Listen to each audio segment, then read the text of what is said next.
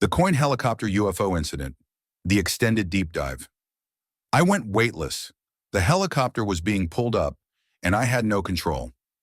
That's what Captain Lawrence Coyne told investigators after his crew's terrifying mid-air encounter with a UFO over Mansfield, Ohio in 1973. Coyne was no conspiracy theorist.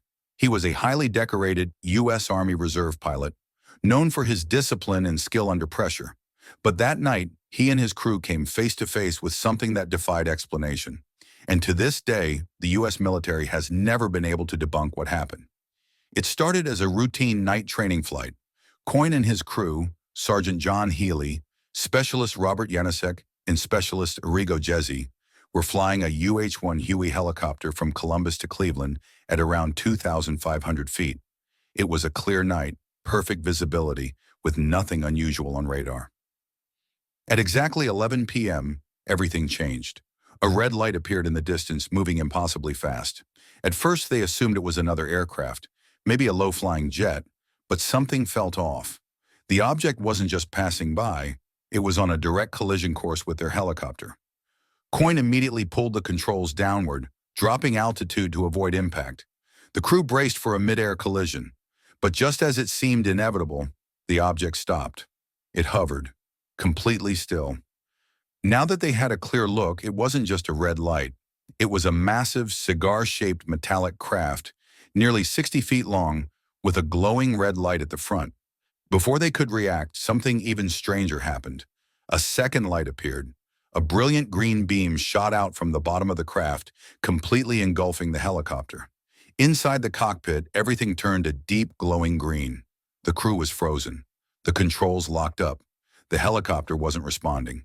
But the most terrifying part, they weren't falling. They were rising.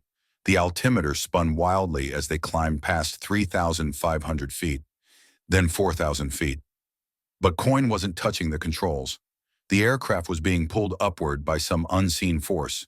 The crew sat in stunned silence, helpless, as their helicopter was lifted into the sky.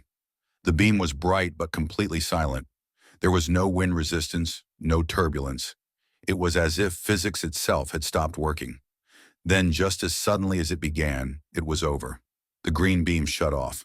The UFO tilted slightly, then shot straight up into the sky at an impossible speed. In less than a second, it was gone.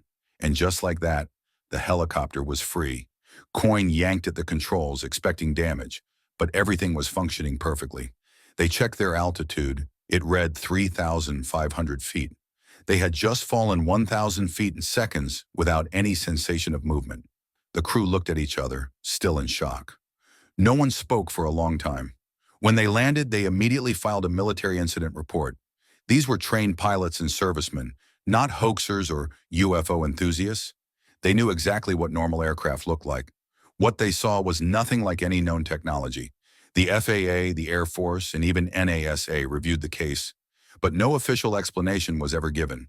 There was no known aircraft in existence, then or now, capable of locking onto a helicopter and pulling it upward against gravity without making physical contact. Years later, Coyne stuck to his story. Even after leaving the military, he never changed a word. His crew members, Healy, Janasek, and Jezzi, all told the exact same story. Multiple civilian witnesses on the ground also reported seeing the red light in the sky that night. Their descriptions perfectly matched the pilot's account, confirming that this was no hallucination. To this day, the Coyne helicopter incident remains one of the most credible UFO encounters in U.S. military history.